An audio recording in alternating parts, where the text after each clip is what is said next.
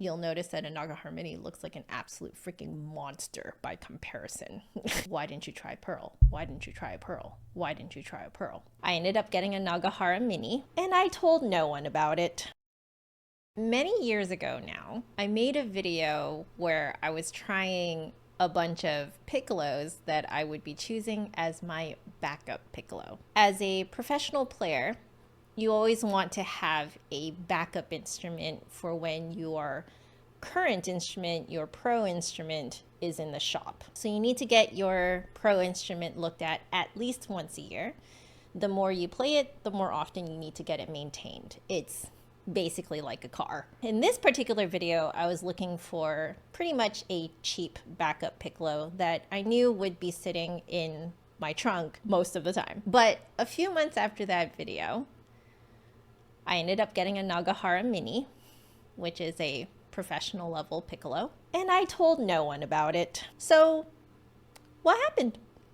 Under the backup piccolo trial video, there were a disproportionate number of comments asking why I wasn't trying a pearl. There were so many questions that I felt a little bombarded. I was confused by it because in the United States, the pearl was over my budget of 1,000 US dollars. I found out many years later that the pearl piccolo that people were mentioning in the comments was not 1,000 US dollars in not the US. So apparently across the pond, the pearl is a lot cheaper and would have fallen under my 1K US dollar budget. If you look at the comments now underneath it, it is widely just people being giant nerds, which are my favorite. Ooh, oh, that one sounds like this on you, and the other one sounds like this on you. And, you know, like it's all just generally very wholesome, nerdy stuff. It's only when you go down to the absolute bottommost comments, if you sort by top comments, then you'll find the ones that I'm talking about. I like to think that I have thick skin, but I think it's still fair to say that I'm human.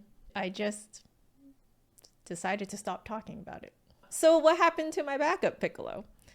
At the encouragement of my husband, I ended up trading it in because it was such a fresh purchase and paying a little extra, a lot extra, for my dream Nagahara Mini piccolo. And that was only a few months afterwards. I have thought for a long time why I made that decision so quickly. I think at the bottom of it, I kind of felt a little sick seeing my backup piccolo. The piccolo itself was great. Seeing it brought back a lot of these feelings of bombardment and why didn't you try pearl? Why didn't you try a pearl? Why didn't you try a pearl? And I don't think it was great for my mental health. So I think subconsciously I just wanted to part with it as soon as possible. I ended up trialing a number of Nagahara Minis to find the one that I ended up with. The one that I ended up with is a Mopane with an M3 head joint, so it's a carved lip plate. I essentially did a professional version of the backup piccolo video, but just completely on my own. I was so afraid of a repeat of what happened in the backup piccolo video. So I didn't film my trial, even though I regret it to this day. I wish I did, even if I just did it for myself. Because, you know, it's a fun memory. I was just scared off of recording the journey because, and I talked about this in a video much later, it kind of felt like I was in a changing room, like in a fitting room, and I was, instead of coming out to show everyone, you know, a new outfit to see if I should buy it, it was like I brought the camera into the fitting room and people were like watching me take off my clothes and put on other clothes. Like it had that level of intimacy and vulnerability to it. So yeah, I realize now that to you guys, it's like my Nagahara Mini popped out of freaking nowhere. One would think that Joanna would make a video about obtaining this Piccolo. This is the first official video about that Piccolo. Let's talk some specs. Why did I get this particular Piccolo? I wanted to future-proof myself, so I wanted to get a Piccolo that is cylindrical instead of conical. Now, your typical Piccolo is conical and only goes down to low D. Conical meaning that the head joint side, the diameter of the tube is larger than the foot joint side. So it tapers like a cone, hence conical. Cylindrical means that it is the same diameter throughout the entire tube.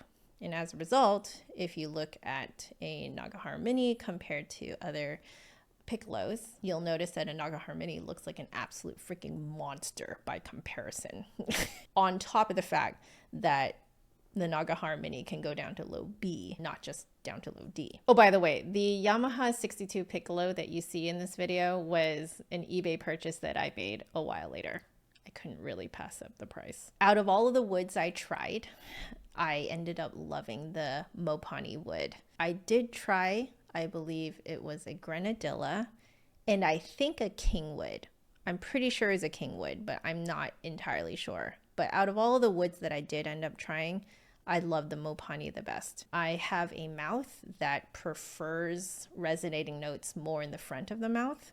I have a very small mouth. So woods and metals that prefer resonating the note further forward in the mouth works really well for me. I would say olive wood also does it for me too. This was why when I think it was probably a couple years later, a few years later, I ended up reviewing the Monka head joint that I own now. When I saw that the lip plate of what would become my new head joint was Mopane, that's why I immediately thought to myself, I think I might end up really liking this. And now I realize that a lot of you had no idea why I immediately knew that the Mopane wood lip plate would work really well on me. You guys saw it happen in real time. Ooh, feels really nice.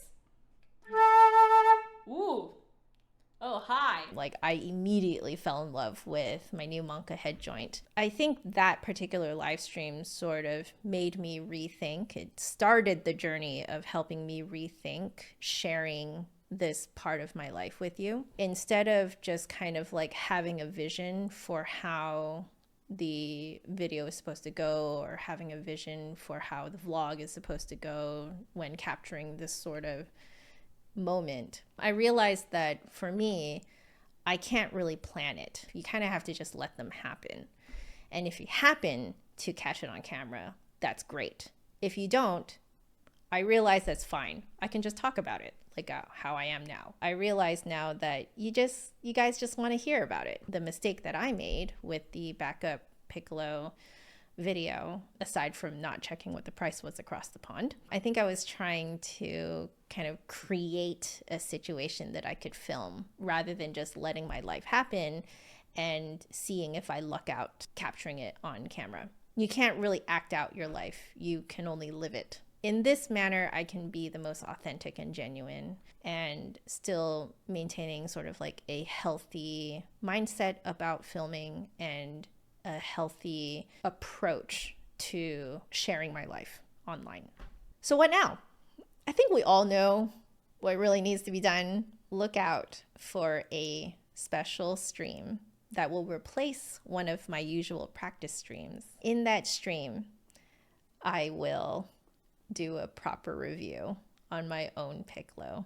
I will share with you guys the full specs. We'll use my full rubric that I use for every instrument that I try. I think I'm done hiding. I think I'm done ruminating. I think I'm done figuring out what the heck happened with that backup Piccolo video. And I think that this would be a really great way to put that to rest. So there you have it. That is how I ended up with my Nagahara Mini. I'll see you guys in the next video.